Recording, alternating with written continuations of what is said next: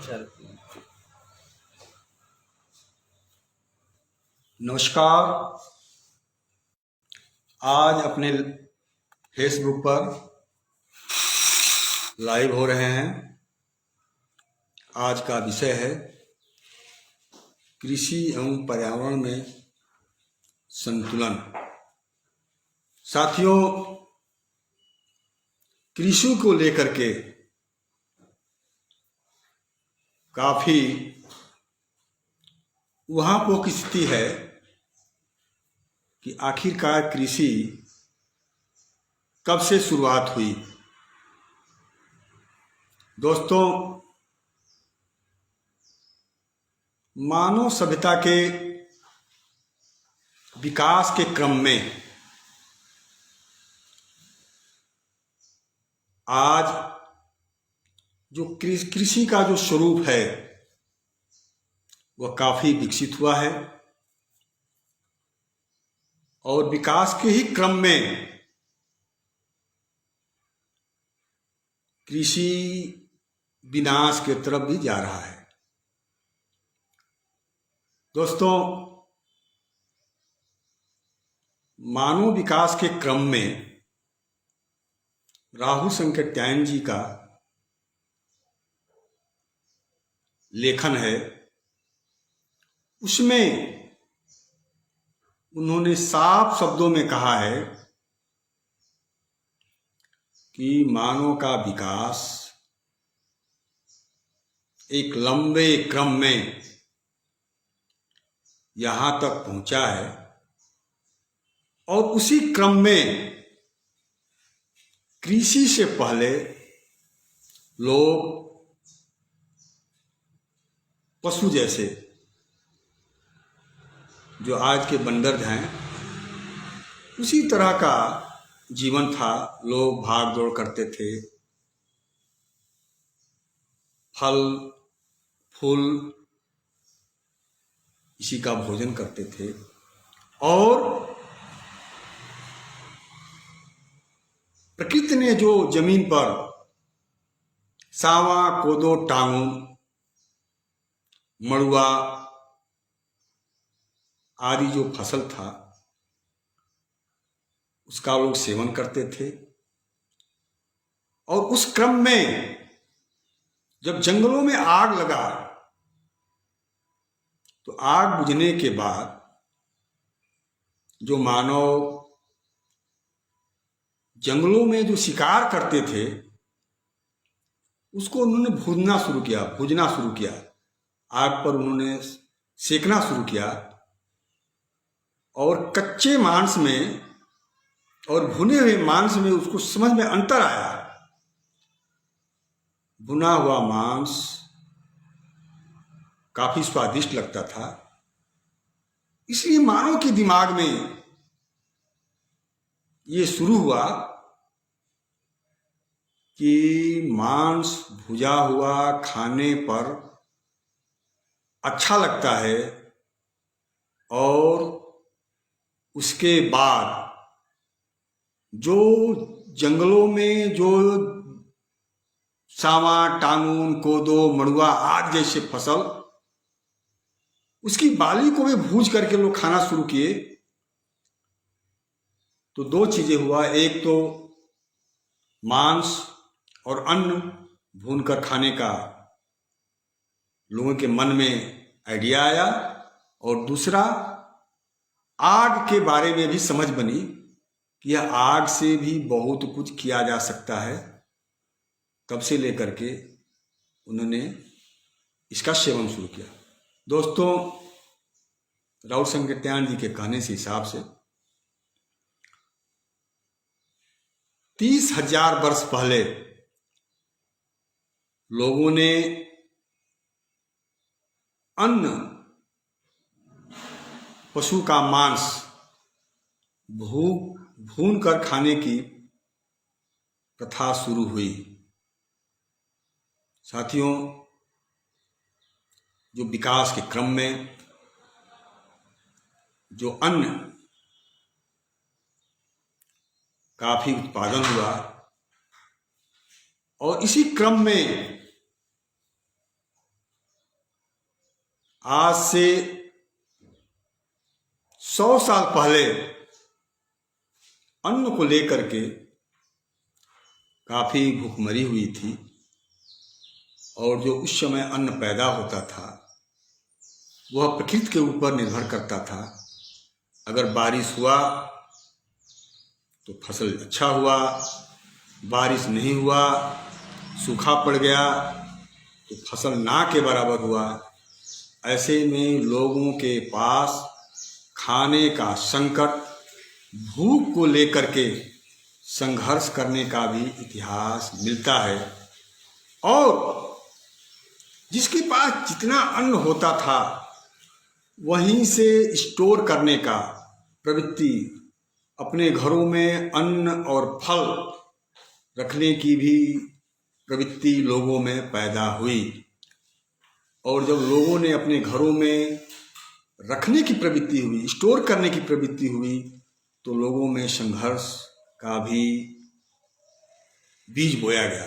साथियों, आदमी के क्रम में, कृषि के विकास के क्रम में अगर देखा जाए तो बंदर हलवा तो खा सकता है लेकिन हलवा बना नहीं सकता।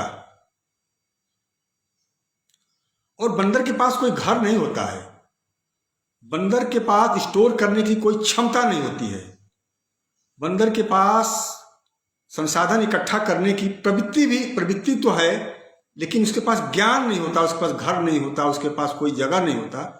इसलिए वो जो स्टोर करता है, आप देखते हैं अपने मुंह के जबड़े में जितना बन सकता है वो छीन करके, झपट करके लोगों के पास से, अपने कमजोर बंदरों से अपने पास रखता है।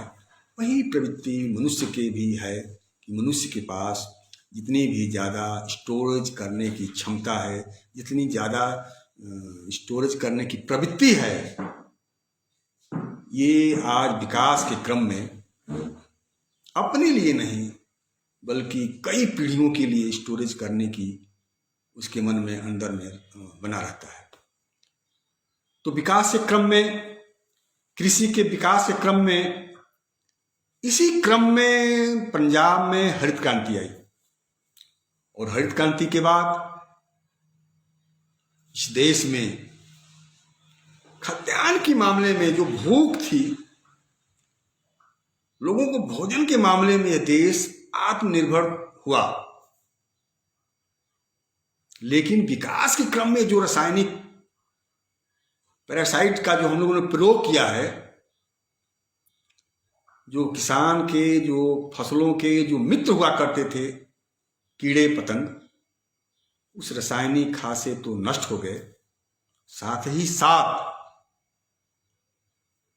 उसका दुष्परिणाम ये हुआ कि पंजाब सबसे ज्यादा कैंसर का मरीज पाने वाला प्रदेश भी हो गया। तो दो तरफ से हम लोग देख सकते हैं कि कृषि का विकास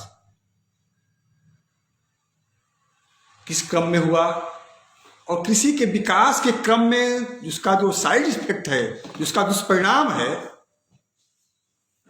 वह किस दृष्टि से हुआ, इसका मूल्यांकन करने की जरूरत है। साथियों,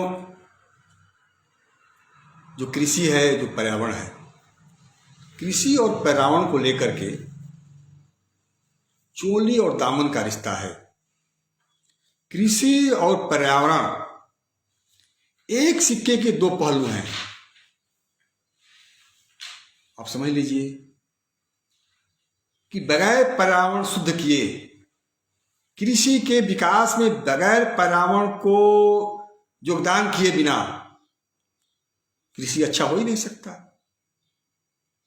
फल भी अच्छा नहीं होगा, अन्न भी पैदा नहीं होगा। इसका मतलब कि कृषि, पर्यावरण दोनों एक ही सिक्के के दो पहलू हैं, और दोनों के बगैर एक का अस्तित्व नहीं है। हम आते हैं कि विकास के क्रम में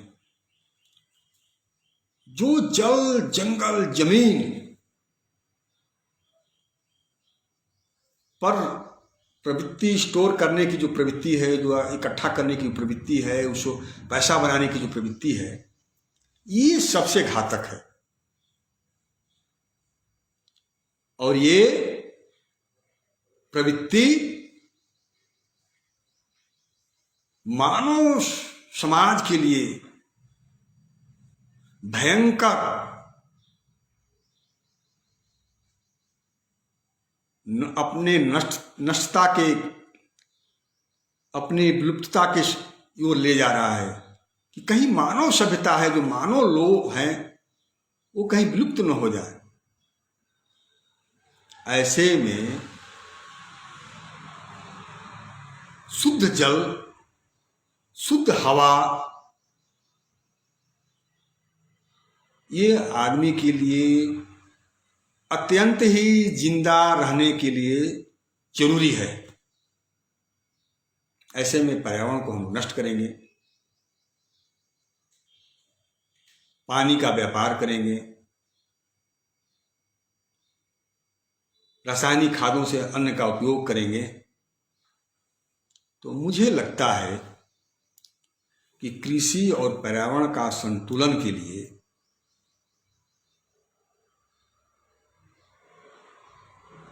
अपने उपज को नष्ट करने के लिए, अपने जीवन को खतरा में डालने के लिए इससे बचना होगा। और जो परंपरागत जो खेती था, उसको आगे बढ़ाना पड़ेगा। और आज विकास के क्रम में जो कृषि बढ़ रही है, उसको धीरे धीरे धीरे धीरे कम करना पड़ेगा। ऐसे में कृषि पर्यावरण का संतुलन हम लोग बनाए रख सकते हैं और एक बेहतर समाज की परिकल्पना भी हम कर सकते हैं। दोस्तों,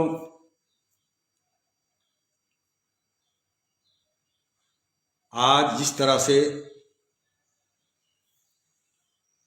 जल पर, जंगलों पर,